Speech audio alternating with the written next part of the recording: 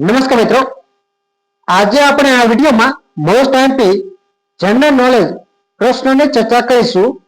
તેમાંનો પ્રશ્ન છે, કોબીમાં કયું વિટામિન હોય છે?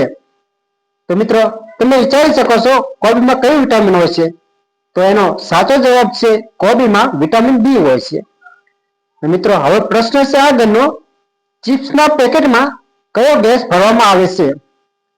તો મિત્રો ચિપ્સના પેકેટમાં નાઇટ્રોજનનો ગેસ ભરવામાં આવે છે.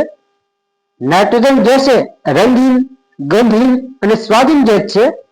આ ગેસ નિષ્ક્રિય છે, જ્યારે ઓક્સિજન ગેસ અન્ય કોઈ પણ પરમાણુ સાથે ખૂબ જ ઝડપથી પ્રતિક્રિયા આપે છે. તેથી ચિપ્સના પેકેટમાં નાઇટ્રોજન ભેળવો સલામત છે. મિત્રો પ્રશ્ન છે આગળનો, ભારતમાં ઉર્જાનો સૌથી મુખ્ય સ્ત્રોત કયો છે? તો મિત્રો ભારતમાં ઉર્જાનો મુખ્ય સ્ત્રોતની વાત કરીએ તો તે કોલસો છે. મિત્રો પ્રશ્ન છે હવે આગળનો, કયા પાકની વાવણી માટે બીજનો ઉપયોગ થતો નથી? તો મિત્રો શેરડી એક એવી વસ્તુ છે જેની વાવણી માટે તેનો બીજનો ઉપયોગ કરવામાં આવતો નથી.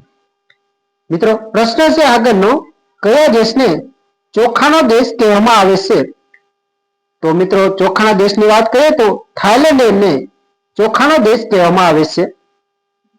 મિત્રો પ્રશ્ન છે આગળનો, ભારતમાં કયું પ્રાણી ખરીદવું એ ગુનો ગણવામાં આવે છે? તો મિત્રો ભારતમાં સિંહને ખરીદવું એક ગુનો ગણવામાં આવી રહ્યો છે. મિત્રો પ્રશ્ન છે આગળનો, કયા દેશમાં માત્ર 40 મિનિટની રાત હોય છે?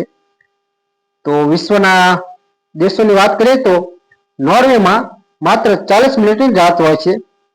ઉત્તર નોર્વેના હેમરફેસ્ટ શહેરમાં વર્ષના 73 દિવસ માત્ર 40 મિનિટની રાત હોય છે. અહીં મે થી જુલાઈ દરમિયાન સૂર્ય બરાબર 12:43 વાગ્યે અસ્ત થાય છે અને 40 મિનિટ પછી એટલે કે રાત્રે લગભગ 1:30 વાગ્યે ઉગે છે. તેથી જ તેને કન્ટ્રી ઓફ મિડનાઇટ સન પણ કહેવામાં આવે છે. વૈજ્ઞાનિકોના મતે આ એક ખગોળીય ઘટના છે. અહીં પૃથ્વી 66 ડિગ્રીનો ખૂણો બનાવીને ફરે છે. આ ઝોકને કારણે દિવસ અને રાતના સમયમાં તફાવત થાય છે. આ જ કારણે છે કે સૂર્ય માત્ર 40 મિનિટ માટે અસ્ત થાય છે. નોર્વે એ યુરોપ ખંડમાં આવેલો એક દેશ છે.